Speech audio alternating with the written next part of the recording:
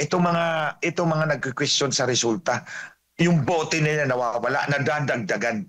Ano bang the best course of action for the COMELEC to maintain the integrity of the elections and the results?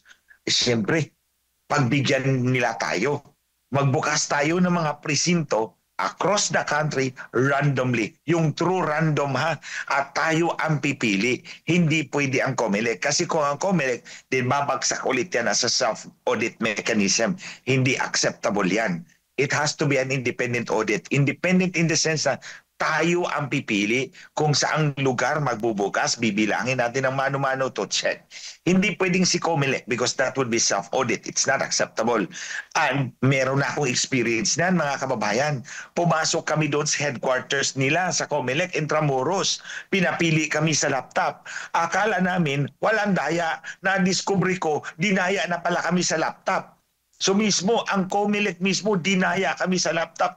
If dadayain ka pa sa choices mo sa laptop, paano na lang kaya ang balota? Again, kung merong ganitong klaseng question sa integridad ng halalan, the best course of action for the COMELEC is to open up. Open yourself to independent audit. Kasi kung hindi nyo gagawin yan, the more we become, it will really, like in my case, ilang beses ko na ba binangga ang COMELEC? In the hopes na malinis natin yung election system natin. Ayaw.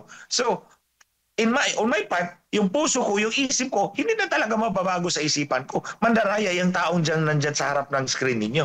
Hindi ako yun, yung kabila. Yung si George Garcia. Oh. So, yan.